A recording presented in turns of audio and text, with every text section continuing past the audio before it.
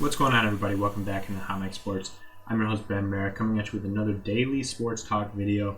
Today we've got the Week 9 recap for the NFL, wearing our Orlando Magic throwback jersey, sticking to it. I'm almost out of jerseys, so really I don't know what I'm going to do after this, but I want to put out before we get into this video, in the very next video, I plan on having a new series startup, which would be I'm going to go through every NBA team and look at what they need to do this offseason to get themselves into playoff contention, championship contention for the next year, what could go wrong, what offseason moves I think these NBA teams should make. And I'm going to go through every single team, individual videos for every team, and I'm going to space them out, obviously. But you guys want to see your team done next. I'm not going to go in any sort of order. Just drop your team in the comments below. I'm also going to be running a poll on Instagram, and that'll just decide which videos I do next. So that should be fairly interesting. So if you want to talk about basketball, you want to talk about football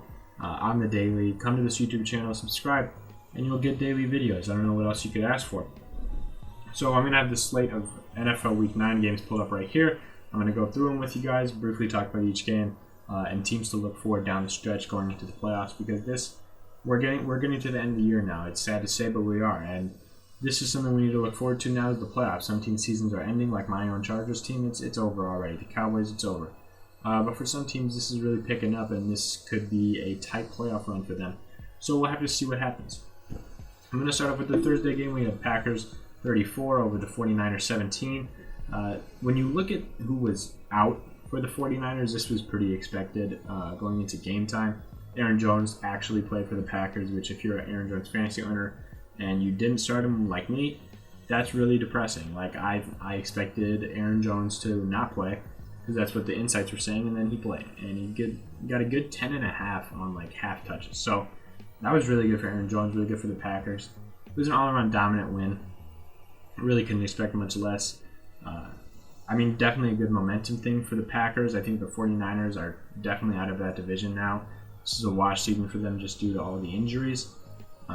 You got Jimmy G out now for the rest of the year. George Kittle out now for the rest of the year. Raheem Mostert hasn't been consistently starting.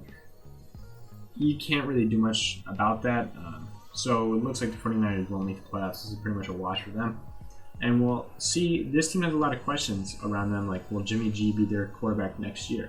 That'll definitely be a very interesting topic, saying they gave him the bag. So that's definitely an interesting team to watch. But a meaningless win for the Packers, who are working towards the Super Bowl at this point. Looks like they're going to pretty much win their division, unless the Bears really shock me. So that was a good game to look at. Moving on from that one, we got the Giants versus the Washington football team. Typically, I would skip over this, but the Washington football team, actually, they're putting up points. And the New York Giants, 20 points isn't a ton, you know what I mean? But Kyle Allen got hurt with a gruesome leg injury. Alex Smith came in and dropped a huge pass. Dropped a huge dime, you know what I mean? Great pass. Terry McLaurin looks great as the new captain. And the Giants pulled out a win. They just looked all around better. And so maybe these teams are getting a little bit better, or maybe they're just so bad that I can't tell. So moving on from that, we got the Lions versus Vikings. Vikings won 34-20. Seems like they're hitting their stride, and basically the way they're doing that is they are saying, Dalvin Cook, take the wheel. No one else is doing anything on that team. Dalvin Cook is one of the best fantasy players of the last 2 weeks I've ever seen. If you're a Dalvin Cook fantasy over, please hold on to that man. Do not trade him. We're approaching the trade deadline, so if you made a panic sell or something like that, just don't include Dalvin Cook, please. And if you can somehow get your hands on Dalvin Cook, do it. He is ridiculous, and they found their game plan, which is give the ball to Dalvin Cook. So the Vikings have won. It looks like their hope is lost for the division or even the wild card, but maybe they can pick it up the second half of the season and ruin some teams' seasons, really. Moving on from that, we got Texans versus Jaguars. Texans won 27-25. I'm surprised this game was as tight as it was. Ever since Bill O'Brien's been fired, I've been a huge Texans. I don't know, but I've been really on the Texans side. I feel like they were going to get better. Deshaun Watson looked a lot better afterwards. Maybe if they had DeAndre Hopkins rather than David Johnson, this team would be a lot better. But this game was close. Texans still win it. I don't see either of these teams having real playoff hopes. Another loss for the Jags. This game wasn't super interesting. Moving on from that, we got Ravens 24 with the Colts 10. The Colts had a great first half of the season, but it's looking like they're starting to collapse. The Ravens had a decent win. Lamar Jackson still hasn't done anything crazy. Phillip Rivers looked like the biggest takeaway from this game was that Phillip Rivers missed tackle on the pick six. So that was kind of depressing to watch. But neither of these teams are super impressive, but both of them do have playoff hopes. So this is definitely a tough loss for the Colts. Moving on from this, Titans and Bears. Titans are in the Colts division, and they won 24-17. So definitely very, very bad for the Colts. The Bears lost again. Definitely not something their fans wanted to see, but they kept it close with the Titans. That was cool. I mean, the Titans got a win against a decent team too. Good. The Bears still haven't put up over 20 points. They need to do that. Nick Foles is probably not a great quarterback. Mitch Trubisky was eligible to play, and he just didn't. I didn't even know he had a shoulder problem. Apparently he did, and he was eligible to play, and he didn't. The Titans with Derrick Henry, yada, yada, yada. Just run the ball down everyone else's throat until you win. Moving on from that, Chiefs barely beat the Panthers 33-31. I expected a blowout on this one. I don't really like the Panthers team, but Christian McCaffrey made this one very close. 2 total touchdowns in his first game back, a ton of yards. I think he had over 200 yards from scrimmage through the pass and the run. So good for Christian McCaffrey. He's back. He's healthy. If you're a Christian McCaffrey fantasy owner, you traded for him or you held on to him. Good for you. Should be a good playoff run for you. Put up 30-plus in a half-point PPR league in his first game back. If you had him in a PPR league, full point, I don't know, but it could have been really close to 40. So, good for you guys. Chiefs move on. Seahawks lost 34-44 to the Bills. Jamal Adams' first week back. Really, really tough loss for the Seahawks. They wanted to move in front and secure like a much better position in that division, which they could have done with a win here, especially seeing the Cardinals loss, which we'll get into later. But the Bills' offense finally showed back up. They had a great start to the season. They took a little rest there, and now they're back. And the Seahawks defense has just been horrendous. It's definitely holding them back from a Super Bowl. We'll have to see how that plays out, what kind of adjustments they make. Like I said, for the NFL, the trade line is passed. They can't do anything now. So we'll definitely have to see how that Seahawks season shapes up. Them and the Packers are definitely interesting. Sorry about shaking, guys. So moving on from that, we got the Falcons beat the Broncos 34-27. Looks like the Falcons are starting to hit their stride. Their offense has been putting up a lot more points lately, as this number shows.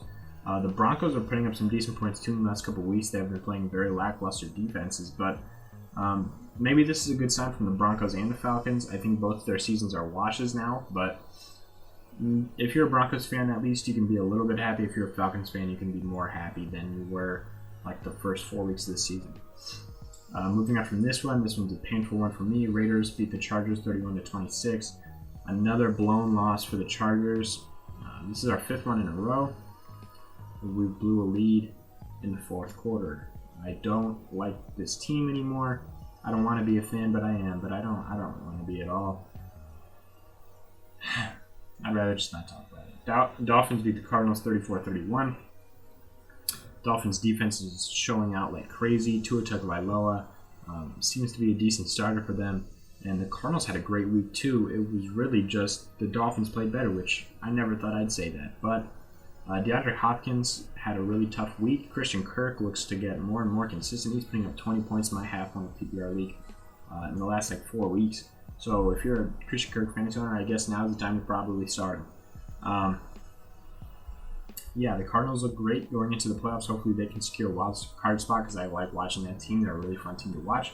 And the Dolphins might make their run at a playoff spot too. So definitely an interesting game there. Fun to watch. The Dolphins are fun to watch. I never thought I'd say that. Moving on, Steelers beat the Cowboys 24-19. They got bailed out by the refs, but this was very unexpected. I don't even know who was playing quarterback for the Cowboys, but it was someone else. I don't even know the name of him. But he played better than DiNucci, Dalton, not Prescott obviously, but those two guys, he played better than them. They just picked him up, I guess. And he scored 19 on one of the best defenses in the league. Steelers moved to 8-0. They've got that division. I saw a stat that said the Eagles have a better chance to win their division than the Steelers. And the Steelers are undefeated. So if you guys want me to make a video specifically on the NFC East and how bad they are, I will, because I despise that's possible. So we're gonna move on from that. Saints beat the Buccaneers 38-3. That's right. This was a huge thing for me. I had the Buccaneers winning. Everyone on the CBS analysts panel all picked the Buccaneers, and that did not go well. Tom Brady had a terrible game, one of the worst games of his career. Michael Thomas didn't get a touchdown, but he was back. Emmanuel Sanders, they spread out. What was interesting to me is the Saints had one touchdown for Kamara, one touchdown for Sanders, one touchdown for their tight end guy that I've never heard of. So I thought it was very interesting. They had 31 at half, and it seems like they really let up. Which, again, as a Kamara or a Thomas or a Drew Brees fantasy owner, that's not what you wanted to see. But this was definitely a statement win for the Saints. Maybe they're making their push for a playoff spot. The Buccaneers definitely have a tough loss. We'll have to see. That division should come down to the wire, so that would be an interesting one. And then I'm recording this before the Monday Night Football game, which is the Patriots and the Jets. Really, because I don't care about that game. Any game that has the Jets in it, I don't care about. Really, I want to look forward to what Cam Newton can do. He has a great opportunity to revive his season and really his career against the Jets here. I want to see what he can do. And I feel like this is probably around the last straw for them. They know they're not making the playoffs, but they want to see what Cam can do if he's starter worthy or if it should be Jarrett Stidham's team. And the Jets are still tanking for Trevor. Maybe even Justin Fields. So we'll see. Definitely an interesting slate of games. Make sure you're watching the Patriots versus Jets tonight. I'm just kidding. No one cares. And I'll see you guys in the next one. Drop your comments below on who you want to see in the first part of the 30-team series. So subscribe for more daily content. I'll see you guys in the next one. Peace.